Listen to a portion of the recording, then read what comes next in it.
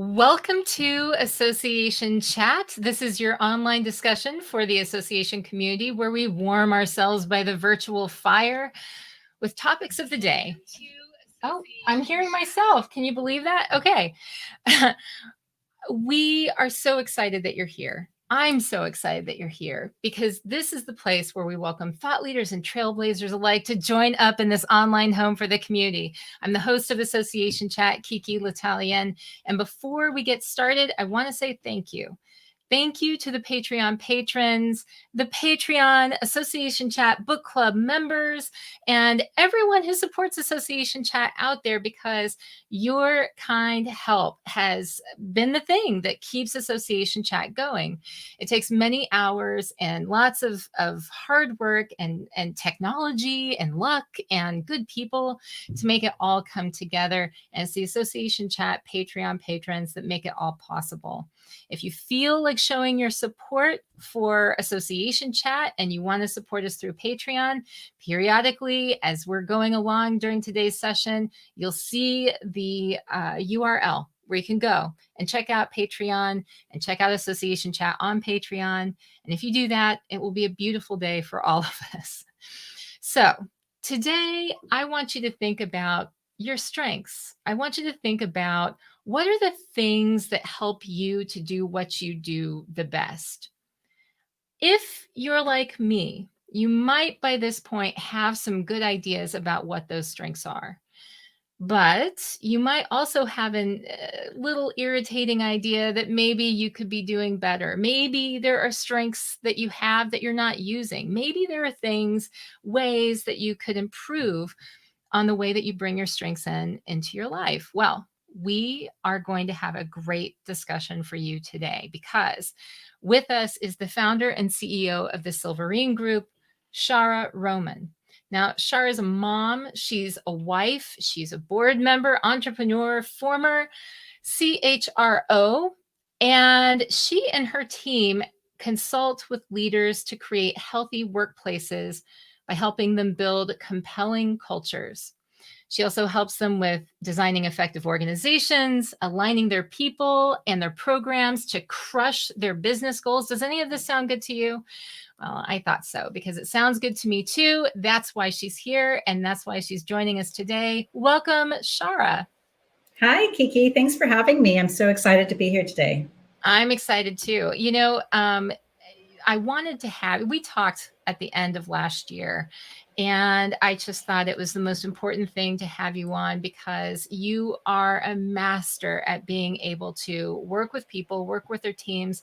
And the conversation that we had at the time was very specifically about during a year in which we saw so many people working in new ways, working remotely sometimes when they never have before, people who were managing other people who now had remote teams that they were working with. And I had a very specific question, which was, even if you know your strengths, how does that get impacted when there's so much change that's happening to the way we work? And so I reached out to you and you kindly accepted to join me on Association Chat to talk about it.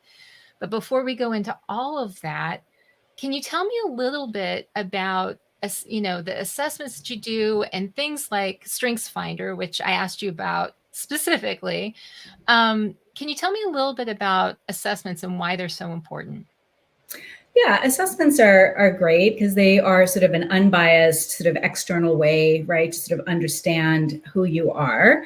And I think they're sort of powerful in the sense that they can sometimes highlight things that we don't know about ourselves.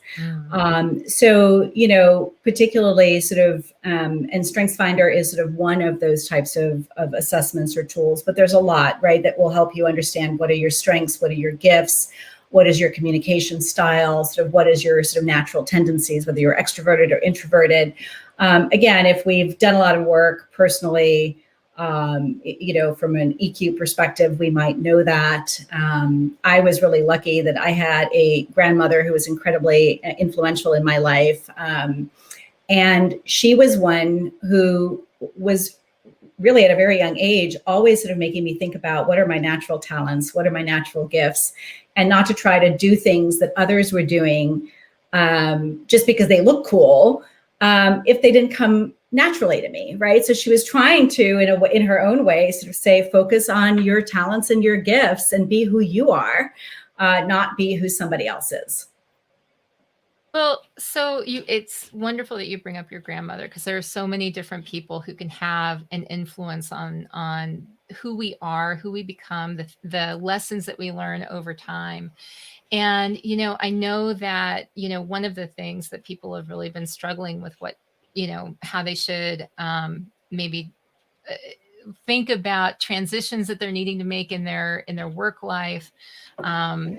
Certainly all of the changes that people have been going through have illuminated when there might be times when they need to make a change, whether it's that their work life situation just isn't gelling the way that it used to, or maybe it's because they know that there's changes coming to their workplace. When people have taken these assessments and they're thinking about how they can apply them to make better decisions in the future, what do you suggest to them? Because, for example, I've taken StrengthsFinder before. I can tell you the 5 that I have. They're intellection, strategic, learner, significance, and futuristic. I have them printed up and hanging on my wall. I don't know what to do with them. I don't know if I need to apply more of my significance, or I have no idea what to do. So what should people do when they have taken these assessments and they're saying, I need to change something about my life, but I don't even know what to do with these tools I've been given? Yeah, that's a great question. But let me actually go back a little bit to build on the question you first asked me, because I know you've got a great audience, but they may not know exactly what StrengthsFinder is and what it's about and what some of the other tools are. So let me just kind of I just put a little bit of context behind it. So StrengthsFinder itself, and the phrase we're using, StrengthsFinder, is an assessment tool from Gallup, and it really helps you understand what you are naturally good at. I mentioned there are others too, right? The predictive index is another one that we like to use, because that helps you also understand sort of what your talents and strengths are and what you bring to the table, and you can use it both in the hiring process and all the way through. But I mentioned sort of my grandmother and the fact that she was all right, don't try to fix things, sort of just go with where you are naturally. Our organizational mindset for decades and decades has been, we'll fix you, right? So if you're not good at detail orientation, I'm going to sort of hammer you and make you be more detailed. And there are things that we can learn, but not all things can be learned. And even if I can learn to be detail oriented, speaking about myself, it's not something that is natural for me. So I have to put a lot of time and effort, and it's incredibly stressful. So think about if you're right-handed or left-handed, right? When you're naturally right-handed, if you try to write with your left hand because you're made to, like back in the old days, or you've broken your right hand and you have to use your left hand, you may eventually learn to do it. I'm sorry, if you're left-handed and you have to use the right hand, you know what I was talking about. You eventually learn to do it, but it's not something that comes easily to you. And so we really want to, I think if organizations sort of really shift their thinking about, how do I nurture the talents and strengths that people have, and how do I bring those to the forefront, we can have sort of just exponential contributions from everybody who's on the team. We can improve our weaknesses, right? And if I had a little whiteboard, I would sort of draw it out. If our weakness is here, you can sort of make it a little bit better. But if you take your strengths and you invest time in it, think about any kind of artist, a dancer, an athlete, right? If they're gifted in what they do and they keep practicing every day, they have an exponential opportunity to really perform at a high level. And so it's that same idea with strengths. And again, we're using the Gallup, StrengthsFinder, and this is a lot of their thinking and their philosophy. So kind of now going to the question sort of that you had in terms of, what do you do with these strengths that you know that you have? And I think you sort of said you have them sort of up on the wall. Questions if it's the first time that you've gotten your strengths, or maybe it's a refresh, I would say, first of all, there's a wealth of information out on the internet, right? So you can just search whatever assessment tool you've used and learn more. And so with yours, you use the Gallup Strengths Finder. Gallup itself, the Gallup site, has a ton of free resources to understand yourself. But what I would say is ask yourself, are any of your strengths a surprise to you? So you mentioned intellection, you mentioned strategic, you mentioned learner. I didn't, write everything down so quickly. Significance, because we have that one in common. So are there strengths that you lean into more naturally than others? And if you sort of read about them, right, you can sort of start to think about it. So for you, intellection is a number one strength. And so do you have time to be introspective, right? Are you always so outward facing that you don't really have that time to sort of process and really kind of, just sort of think about things, which is the time that you need to be creative? Maybe you are, and that's great, right? Maybe then it's, how do I, are you getting kind of are you nurturing your desire for intellectual discussions? I'm guessing so, because you host a podcast, and I'm hoping that pretty hard. I hope your guests are feeding that for you. And you're a learner as well. So you love sort of the intellectual discussion, and you love to be exposed to new information and experiences. So are you being nurtured enough, or do you need to up your game, right? What else can you do? Maybe you've had this podcast and this is one way that's satiated you, but there might be other things that you can do. The other thing to think about is, what are the strengths that you have, and how are you bringing those to help others? So for example, you have strategic and futuristic as strengths. So how are you helping other entrepreneurs, other women leaders, other people in your community, whether it's a faith-based organization or your daughter's school? We were talking about that earlier. How are you helping them to see unforeseen opportunities, right? You opened with kind of the whole year that we have lived through. And this has been, 11 months of completely unforeseen events. So how are you bringing those strengths to the table? And what is also important about strengths, right, is that none of us, not any single one of us, is a complete sort of bucket of strengths, right? We have things that we are really good at and things that we're not good at. And so knowing where we have strengths and where we have areas for opportunity, we don't try to fix those. We absolutely try to mitigate them, but we partner with people who bring those complementary strengths and help us get things done. Does that make sense? It totally does. And it actually is a great transition point into talking a little bit about the way that this applies to teams. A lot of the people who are a part of this particular audience work with teams where they might be the one responsible for doing team building exercises or having training or even assembling the right kinds of teams within their organizations so that they're doing the things that they need to do. And right now, so many different, it's not just associations, it's like every kind of organization out there that I can think of is trying to figure out new ways to do some things because a lot has changed. But I would hazard a guess to say that almost all of the people who are responsible for teams are trying to figure out some new way to do something this year. And in that, how can they use something like StrengthsFinder or any other assessment to help build their teams? Because like we were talking about before, I mean, even if they've taken an assessment, or even if we've done assessments before, how that impacts people through times of change, maybe what you needed on your team last year is not exactly the same sort of dynamic you need on your team this year. So how do you advise leaders to think about that?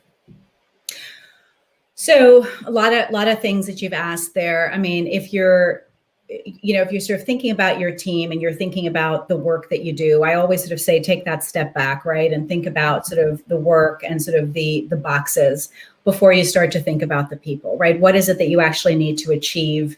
Think about organizations like associations with events, right? Let's just take that. So many of the events have gone from in person to being digital, and that you're still putting on an event, but you need it to be delivered in a very different way. And so, that does give you the opportunity to take a step back and say, what are the skills I really need on my team? How do I sort of, what is the work that really needs to be accomplished? What is the strategy that we're trying to achieve? And really understand and use a tool, whether it's a strengths finder, whether it's a predictive index, to sort of say, what are the natural strengths of the people that I have? How do they all come together and how do they fit to get done what we need to get done? Because ultimately, there's always a component of, there's a component of sort of strategic thinking, right? We do need to have some sort of strategy. There is always a component of sort of influencing. It has to be a component of executing. There is a component of relationship building, right? So if you sort of think about those 4 domains, which are sort of the Gallup 4 domains for the strengths, and you think about where do I need people, then you can start to think about it more from that perspective. Individuals need to understand their strengths. You don't want to force someone to sort of be that square peg in a round hole, which is often what happens when we sort of reorganize or jobs change and we just sort of pile it on to people. And what a job that was 10 years ago or even 3 years ago now might be very different. So you can use these tools to assess your people's particular talents and skills that they're bringing to the table. Then you can also look at how do they fit within the team, because as I mentioned, you want the whole team to be a complete team and you want people to be able to feed off of each other. And no one strength is better than another strength, right? Like we need all of them. And so when you think about even diversity and inclusion, you can think about it in terms of how can I be inclusive in the different types of strengths and talents that I need on my team? And how can I be diverse in bringing together, or how can I bring all those diverse skills to the table to achieve what we need to, sort of get done. And when you match a job or match a person to a job that they are really sort of naturally gifted at, you're going to have fewer performance problems, right? You're going to be coaching them in a positive way. I mean, you and I were talking earlier that both our daughters are dancers, right? My son is a soccer player. So they do those activities because they love them. So when they're getting coaching and feedback from their, soccer coach or their dance instructors, they want to improve, right? Because it's something they love to do. It's something they're talented at. And so they're more open to it. And the person who's giving the feedback, the manager giving a feedback, they're doing it to someone who's open and receptive. And so it's just so much more of a fulfilling situation. And ultimately, that means your folks are more engaged, they're happier, they're contributing at a higher level, you're getting more stuff done, your members are happy. I know associations aren't necessarily measuring revenue, but essentially you're getting more. Yeah. We do care, though. We do care, I promise. Yes. Yeah, no, they do at the end of the day, right? Because there is a bottom line. It's not that it's a not for profit. Doesn't mean you're sort of working for free or, right. That kind of thing. But it gives people insights on how they can contribute. So, I think that a lot of people, I'm guessing, and by the way, I could be totally guessing. So anyone who's watching knows that if you're watching live, one of the reasons why I like to make these live is so that people can ask their questions along the way. So if you have questions, type them into the little chat box, and I will definitely make sure that we address those questions while we're talking. But I think that a lot of the people that are out there are probably going through some kind of self-assessment for themselves anyway, because after going through any kind of strange time, and then approaching a new year. So it's a natural sort of milestone. I think that we all, whether we set resolutions or not, start to look at, what can I do better, different, this year than I've done previous to this. And, as we're considering applying our strengths and using these things that we've learned, do you have any sort of, I guess, suggestions for different options we can take as far as ways to up our game, but up them in the right way? Because I know a lot of people are also looking around and trying to figure out, there are so many different options. Should I take an online course? Should I should I do something totally different? Should I start in a new industry? How do you advise people to take those next steps? So, so I think that's a great question, and I think this year, to your point, has given people sort of a lot of time to reflect and sort of decide what they want to do, right? What I would encourage, first of all, to do is to sort of really answer the questions of, do you really know what your strengths are? Do they align with the assessments that you have taken, and maybe you haven't taken one in a while, or you want to sort of refresh it and sort of see where things are. I mean, most of the time our strengths don't change, right? Like if you're a gifted athlete, as I mentioned, you're not going to not be a gifted athlete one day, right? If you're a great communicator, you can become better and better, but you're probably not going to not be a talented communicator. So, continue to learn about your strengths. Think about, are you helping others with your strength? Like, are you putting that strength to good use? Are you feeling that the work that you're in is allowing you to bring those strengths to bear? Or are there other things that you would rather be doing? So you can, there's certainly, like I said, there's a plethora of resources out on the internet. You can engage a coach that can help you with a particular instrument. So if you have, done a strengths finder, or you've done something specific, there's certainly people who can help out there. There are, if it's a team type of dynamic that a leader wants to work on, they can have a facilitated session, having everyone sort of do this so they can learn about each other's styles and preferences. What else can you do?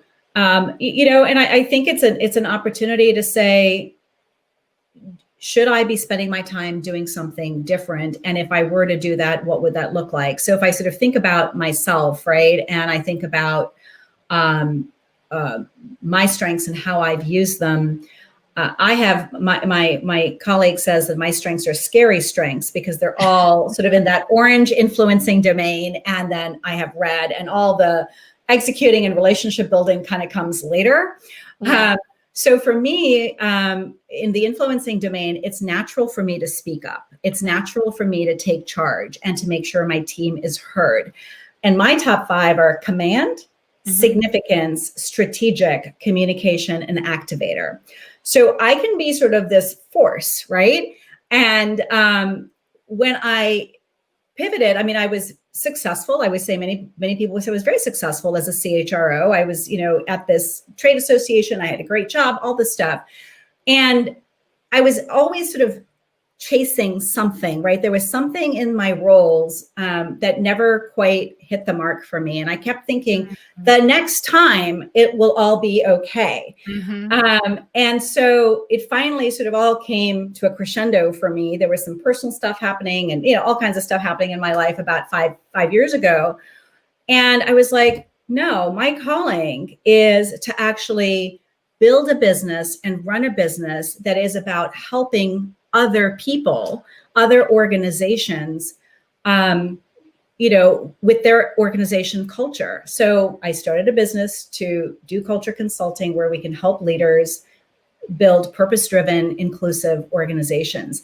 And that, when you think about how does that all sort of come together with the command and the significance, right? I want to do good. I want to have an impact that's positive. I want to be able to change the world, but this is how I can change the world, right? I can use my platform of speaking up and helping to make things different, to start, I'm sort of an activator, right? So and I'm not afraid to take risks. So it all fits very naturally for me. So part of it is sort of really asking those deep questions of, is this really the right fit?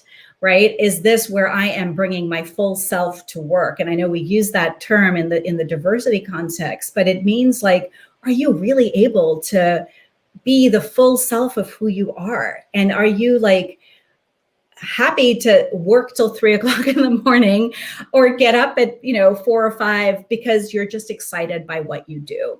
So ultimately that's sort of what's there. I don't know if I necessarily answered the question perfectly. Yeah. Yes, absolutely. I mean, I think it's really that you've given us a lot to think about as far as the next steps that we can take, and certainly really taking some time to reflect and think, okay, how do I feel about how much I'm using this, and are there other ways that I can maybe apply my strengths? These are all important questions for us to ask. Jay asked a question over on LinkedIn. I read a little blurb the other day. Jay says, hi, Jay. I'm so glad that you're actually watching today. I read a little blurb the other day. I was just looking for it. That indicated that the concept of team cohesion or chemistry may be overrated. Like the question, do they fit with our team, may not be the right question to ask. Thoughts? So thanks, Jay. That's a great question. So I think a couple of things. One is the phrase of, do they fit with our team? So I prefer to use, or I should say we prefer to use the word, what are they adding to the team? The fit with the team, and I don't know what context this blurb was or anything like that. So, but I'll just tell you what I think. The fit can sometimes be sort of monochromatic, right? It's a little bit of the bro culture out in Silicon Valley. That we want people to fit, and so they go to this type of school and they take this type of program, and maybe they grow up in the upper middle class type of suburbs, whatever, right? So fit can be a little bit of a challenging word, but if you think about what are they adding to the team, what's the value that they're bringing that we don't have, and how do they help us round out? I think that's probably a better question to ask.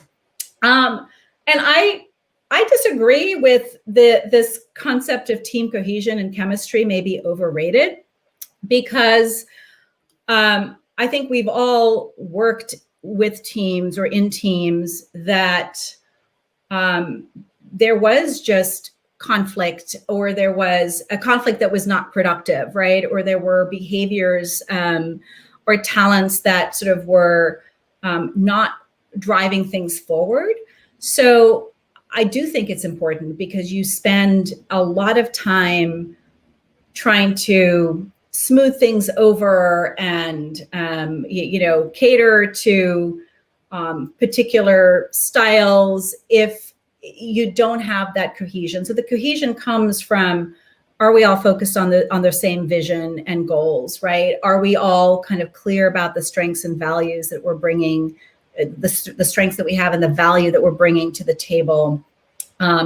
Can we, do we all know what our roles and responsibilities are? So I think that it is important, and think about, a football team or a soccer team or anyone who's sort of choreographing something all together. They have to be in a cohesion. There needs to be cohesion. There needs to be sort of alignment with what they are doing. I lost my other thought that will probably come. It's okay, because we have another question. We have excellent. We're bringing the questions in, and that's great. So Christine says, my strengths are harmony, responsibility, connectedness, significance, individualization. How can I up my game and in work encourage co-collaboration rather than compromise? Ooh. Ooh. Question, Christine. Yeah, great question. So, I think, I'm sort of trying to think here how to sort of best frame this. I think it's important if you were able to sort of state what the goals were, right? Because the collaboration is about everyone coming and sort of sharing their ideas, and your desire for individualization or your strength of individualization, it has a desire of wanting to sort of know and bring out the best in the people that's there. And your strength of responsibility is probably driving the need to make sure that the best outcome is being generated. So I think that being clear about your desire about the outcome that you want, that, to say, oh, we're trying to, solve X problem or, develop Y solution. I'd really love to hear from everybody in terms of what they think is a great idea. And sometimes, particularly in the association culture, we do tend to just compromise because it's the easy path, right? And so part of it, I mean, this is sort of a bigger conversation, Christine, than 2 minutes on a podcast. But there are different techniques that you can use. Like you could do some brainstorming that allows everybody to sort of share their ideas and do a very quick sort of, 25 ideas in 1 minute or 2 minutes, that everybody is sort of generating ideas. And then you sort of start to talk and group those ideas, as opposed to sort of going around the room and hearing people, right? So I think part of it is trying to figure out, given the other people on your team and what are their strengths and what are their drivers and motivations, how do you really get them to collaborate and to feel safe collaborating? So that's why I said this is not, an easy, quick answer. There's probably a lot more that's embedded in there, but you might, want to think about how do you use that ability to sort of just get people to brainstorm, to collaborate more openly. We have a couple of other really great questions that came in. Michelle asks, what if you experience a major change, such as a medical emergency, that alters your gift-given strengths? How do you adapt when you've worked in one particular way all your life? Wow. That's great. Great question. Probably a little bit outside of sort of the pure expertise. But what I would, what I'd say is that look to explore what your strengths are now, right? And I don't know, obviously, what the circumstances are, but these types of gifts are typically sort of things around how we do our work. Right. And so, if we're using the strengths, it's, things like harmony or individualization or significance or communication. But we all have, we've only been talking about our top 5, but if you do the Strengths Finder, there's 34. And really, we can tap into the top 10. So I would say explore what those other talents are that you might have, and find new ways to assess what they are and start to cultivate those talents. And yeah, change is going to be really hard, right? If we're used to doing something one way and now we have to do it another way, it does take, it takes a lot of effort, and it is a challenge, right? So we can't sort of gloss over that fact, but I'm sure there are other talents and skills that are there that can be brought to light. That's a great word, Shaara. And, Michelle, our thoughts are with you. Good luck in the situation. I'm not sure what it is, but we wish you the best.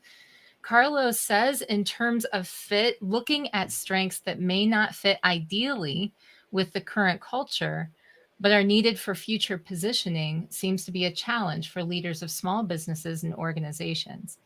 How do you help them think differently and focus on the future versus what they have had? Yeah. So, Carlos, just all these questions are really, really great.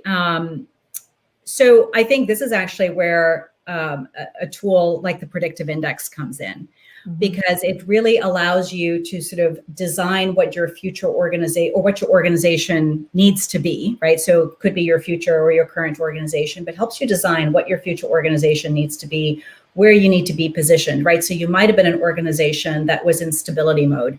So, if it's an association, you have a certain number of members, you're sort of putting on the same annual events, they're paying their membership dues, you're putting out a magazine, right? It's kind of the rote and the routine, and all of those skills were great for the last 20 years or 30 years. But now things are shifting. And so part of it is, what do I need for the future? Mhm. What is the strategy and the business that I'm going to be focused on in the future? What are the skills I need? And then it's helping those leaders the leaders, if they're a part of that process, are hopefully realizing that in order to go from, live events to sort of virtual, or going to digital, or introducing new sources of revenue, that they need people with different skills to do that. So part of it is also the process and the journey, right, of kind of getting that buy-in along the way. But I do think like a tool like the predictive index works, because it not only helps you design your organization, it helps you define what are the jobs that I need, what are the skills and the attributes that I need that job to do. And then when people apply, they can take an assessment that helps match them into those jobs. And then you can predict, hence the name predictive index, are they going to really be optimized in your organization? So that would be one way to do it. But really, it's about the journey and getting people to buy into the process. Okay, so we've talked a lot about assessments and looking to the future and all sorts of things like that. But listen, we need to find out more about you. So Watch out. One of the things that I have been trying to do with Association Chat podcast is we have a lightning round now, where we ask all of our guests a lightning round of questions. And then at the very end, we bring in the question of the week that's asked over in the private Facebook group for Association Chat. And we ask our guests to answer that question as well, to find out a little bit about how they feel, who they are, and to know you a little bit better. So are you ready for it? So this is the hazing process you did not tell me about. We don't like to call it hazing. That has such a negative connotation. Let's move it. It's getting to know you. Got it. This is our pandemic networking kind of. Awesome. Yeah, right. That's what. All right. I'm in. I'm ready. Okay. First question, an experience that really shaped who you are as a person and or professional. Go.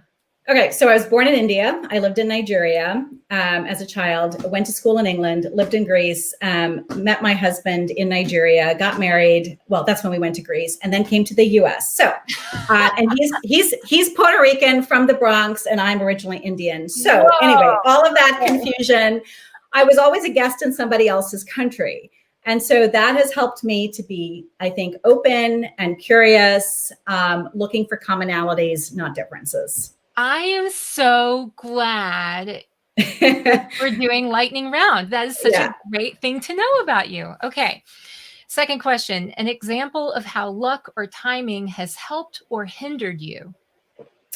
So I feel like I've always led a charmed life.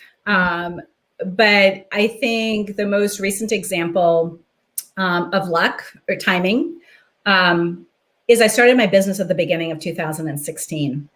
And like I said, it's all about culture transformation. Yeah. And I did it more because I felt this burning need to do it. But little did I know, right, what the next 4 years would have in store for us. And so culture was not a popular word at that point, right? It was like this very soft, squishy thing. Companies were not focusing on it. It was really all about like foosballs and parties. That's what culture was. Right. And I was like, no, that is not what it is. Like, you have to have a strong culture, and that is what's going to help you sustain your business through crises. And so all of those events that unfolded in 2016, and beyond, right? The Me Too movement, the social justice movement, all of it has elevated culture to the board level. And that has taken culture from, more of like me having to persuade people from a business case to it really being about the moral case. And so like, I feel like it was just in the cards, right? Wow. Yes. Good answer. Okay. A book or movie that you love? So I just was reading something like, we all have these movies that, like our real movie that we love, and then the movie that we share so that people don't think we're really dumb. But I'm going to share, so I'm going to cheat, and I'm going to share, I think like 2, maybe it's actually 3. But so Grease is like my all-time favorite movie. I have watched it a million times. John Travolta and Olivia Newton-John, and my daughter and I have watched it 1,000 million times. So totally Grease, always, always, always. And then Mamma Mia, because I lived in Greece and I got married in Greece, and it just always takes me back to sort of when I was, 19 and 20 and madly in love, which I'm still in love, but it's totally different when you're 19 or 20. Judy approves. Judy says, excellent. Yes. I don't know if that was for Greece or Mamma Mia, but she's for whatever it is. Thank you, Judy. Okay. So your next question, your original career aspiration or job? Original meaning like when I was 5 or back in the day. Yeah. Back in the day. Okay. So when I was like, thinking about careers in I thought I was going to be a CPA. I was like, I'm good with numbers. I'll just do it. I like business. And I was working actually at a trade association part-time and going to school, and I was about to stab my eyes out. And so I quickly left behind any notions of being a CPA. And while I still have, a passion and interest in business, it's just from a different perspective. Oh, this is so fascinating. Sometimes I wish that the lightning round would maybe move up in the order. Yeah. Can we do that at the beginning? You can do that. You can totally do it. I know. Well, we can just try it all. Okay. A few adjectives people who know you best, how they might use. Okay, let me start this over. A few adjectives people who know you best might use to describe you. Yes. So we should make your guess use the adjectives and see how much it aligns to what I would say. I think it's probably pretty evident. What people will often say is that I'm passionate. I'm driven to make things better. One of my friends always sort of says I'm like a giraffe. I can sort of see. I can see, not that I'm tall or have a long neck, but that I have this ability to sort of see patterns and trends that people don't see. That I can be fun, I can be really intense and sometimes sort of scary. And that, yeah, I do have sort of this knack for just, like I said, leading a charmed life. I love that. And you know what, by the way, it seems like I know a lot of really creative, powerful, driven, and it's like women who have heard in the past that they can be really intense. And I don't know what it says about me, but I'm really drawn to people like that. So, I think a lot of us are. So, I think that that's a great thing. So just for my 2 cents. All right. Yeah. Now this is the question of the week. This comes from the association chat private group. Every week we have a different question. And this is this week's question. Which activities make you lose track of time? Wow. So activities. So it would be something like getting in, actually the boring stuff would be getting into my work. So I'm a night owl. So if I sort of get into a show or get into a book or like get into work, and I usually kind of settle down, like everyone settles down in the house around 10:30 at night. If I'm in a zone, I will totally lose track of time, and it'll be like 2:00 and in the morning. And I'm like, why is it so quiet? And why is my foot asleep? And it's because I've just completely tunneled into that. So it's just really, I think it's the activities that are interesting, right? Like, so whether it's a work thing that I'm doing that I'm interested about, or a show I'm binging, or a book, I just finished Circe, and that was like this page turner and I couldn't put it down. So those are the types of things. Well, I just want to say thank you for sharing all of this with us. Thank you for sharing a little bit of yourself and a little bit of your expertise with so many people out there who are watching or listening later. It really means a lot to me personally, but also I know, to the Association Chat audience. So thank you, Shaara, for taking the time to talk with us today. My pleasure. And I think I'm trying to type my email in here, but I think I have a typo. I was going to say, if anyone, we don't want that. I think this is correct now. If anybody has any follow-up questions, you have all different ways to reach out to me, through LinkedIn, through my website. I just popped my email in there. Maybe you can just give it the once over, Kiki. My contacts are a little dry. Yes, here we go.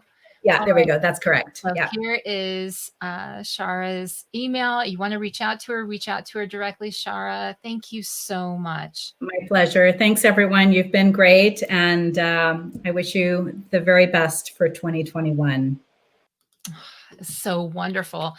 Wasn't she great? I mean, talk about fantastic, phenomenal personality, phenomenal expertise. And look, we got to listen to all of that and learn from her. And we got to hear some great stories at the end too. So I hope you enjoyed it. I hope, as always, that you got a lot out of our interview for this week.